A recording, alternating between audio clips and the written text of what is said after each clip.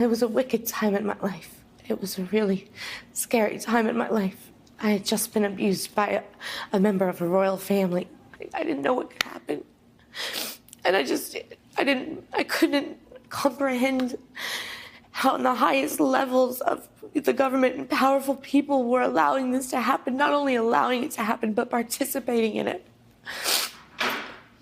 Virginia Giuffre gave the BBC a detailed account of the first time she says she met Prince Andrew in London in 2001, the night she says this photo was taken at the home of Epstein associate Ghislaine Maxwell. But I knew I had to keep him happy because that's what Jeffrey and Ghislaine would expect from me. Giuffre says she was instructed to have sexual encounters with the prince 3 times when she was 17. The night in London, she says, was the first. It's the same story she told Savannah. Prince Andrew, of course, denies that this ever happened.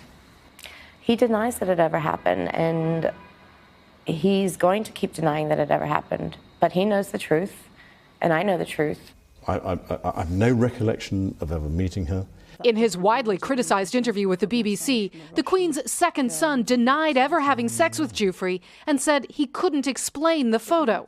That's me, but whether that's my hand or whether that's the position, I have simply no recollection of a photograph ever being taken. The people on the inside are going to keep coming up with these ridiculous excuses, like the photo was doctored or he came to New York to break up with Jeffrey Epstein. I mean, come on.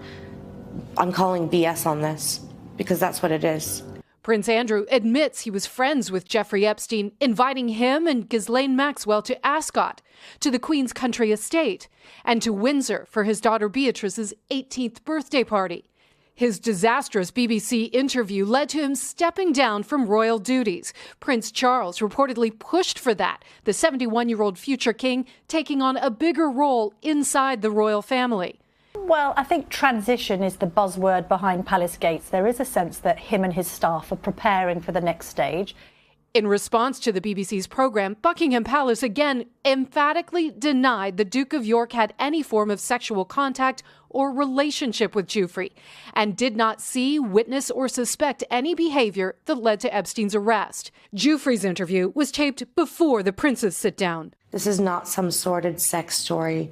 This is a story of being trafficked. This is a story of abuse.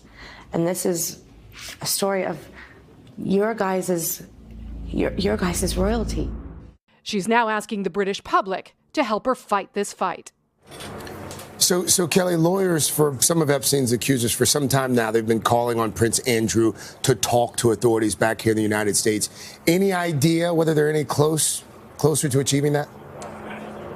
Well, BBC's Panorama is reporting that lawyers for 5 of Epstein's accusers have actually drawn up subpoenas for Prince Andrew and that he could be served if he returns to the United States. As far as we're aware, there's no formal sit-down with U.S. investigators that has been agreed by Prince Andrew at this point. We should also make very clear that Ghislaine Maxwell has not been charged with a crime, and she denies any wrongdoing.